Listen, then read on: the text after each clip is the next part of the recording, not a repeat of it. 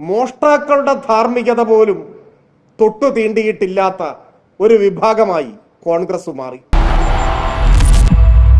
മുണ്ടക്കൈയിലും ചൂരൽമലയിലുമായി 3 വാർഡുകളിലാണ് ഉരുൾപൊട്ടൽ ദുരന്തം വിതച്ചത്. എന്തോ അലമ്പുണ്ടാക്കാൻ വന്നിരിക്കുക. ഇപ്പോൾ CPM-ഉം കോൺഗ്രസും തമ്മിൽ നടക്കുന്നത് പിരിച്ച പണത്തിന്റെ കണക്കിനെ ചൊല്ലിയുള്ള തർക്കമാണ്. ഈ പണം മാത്രം പോരല്ലോ, കുറച്ചൊക്കെ പവറും വേണ്ടേ? എത്ര പണം എവിടെ ഇട്ടു, എന്നു കൊടുത്തു എന്നെല്ലാമുള്ള തർക്കങ്ങൾ. രണ്ടു ഭാഗത്തു നിന്നും അവർ പറയുന്നതിൽ ശരികളുമുണ്ട്, സംശയങ്ങളുമുണ്ട്. വളച്ചു കെട്ടാതെ കാര്യം പറഞ്ഞാൽ നമ്മുടെ രണ്ടുപേരുടെയും സമയം ലാഭിക്കാം. നമുക്ക് പൊതുജനങ്ങൾക്ക്, പണം കൊടുത്തവർക്ക് ഒരുപാട് വ്യക്തത വരേണ്ടതുണ്ട്. ജനങ്ങൾ സമ്പൂർണ്ണ സാക്ഷരത നേടിയതാണ് നമുക്കടിയായത്.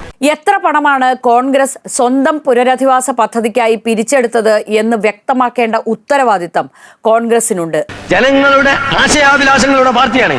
ആ പണം ഇത്ര കാലമായി എവിടെ നിക്ഷേപിച്ചിരിക്കുന്നു എന്നും അവർ വ്യക്തമാക്കേണ്ടതാണ്. ഇനിയെങ്കിലും ഞങ്ങളെ വെറുതെ വിട്ടൂടെ. നാട്ടുകാർ നൽകിയ പണം അർഹതപ്പെട്ടവർക്ക് നൽകുക എന്നത് മാത്രമാണ് മധ്യസ്ഥരായി നിൽക്കുന്ന സർക്കാരിന്റെ ജോലി. 774 കോടിയുണ്ട് കയ്യിൽ.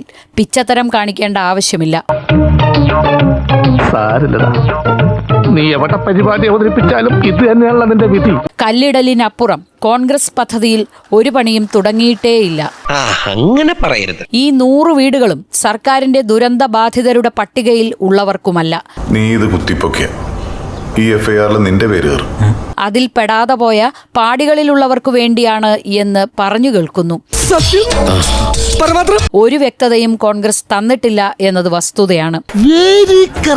എത്ര പണം പിരിച്ചു, ഏത് അക്കൗണ്ടിൽ നിക്ഷേപിച്ചു, ഉത്തരം പറ. കൃത്യമായും വ്യക്തമായും കോൺഗ്രസ് നേതൃത്വം അതിന് മറുപടി പറയണം. മറുപടി പറയടാ. വിരട്ടിയിട്ടോ ഒഴിഞ്ഞു മാറിയിട്ടോ ഒരു കാര്യവുമില്ല. എന്നാ പിന്നെ പേടിക്കണ്ട. പയ്യന്നൂരിലെ രക്തസാക്ഷി ഫണ്ട് മുക്കിയതിനെ കുറിച്ചാണ് കോൺഗ്രസ് മറുചോദ്യമായി മറുപടി നൽകുന്നത്. അതല്ല അതിനുത്തരം. അല്ലെങ്കിൽ തന്നെ ഒരു തെരഞ്ഞെടുപ്പ് ചെയ്യണമെങ്കിൽ ചോള എത്ര വേണമെന്നാ? ഇനി പാർട്ടി വണ്ടി തന്നെ കിട്ടിയാൽ തന്നെ അതിന്റെ പകുതി ദിവസം കൂട്ടിലടിച്ചു മാറ്റും. ദുരന്തങ്ങളെ വിറ്റുതിന്നുന്നവരെ അതിന് നാം അനുവദിക്കാതിരിക്കുക എന്നതാണ് ഇനിയെങ്കിലും ചെയ്യേണ്ട കാര്യം. എല്ലാറ്റിനും വളം വെച്ചു കൊടുത്ത് നിങ്ങളല്ലേ, ഇനി തഴച്ചു വളർന്നുകൂടി കണ്ടോളാം. വികസനമായാലും പുനരധിവാസമായാലും രാഷ്ട്രീയമായാലും നിലപാടായാലും എല്ലാ കാര്യങ്ങളും നല്ലതുപോലെ ആലോചിച്ച് എല്ലാവരും വോട്ട് ചെയ്യണം. ആലോചിക്കണം. വോട്ട് ആലോചിക്കണം.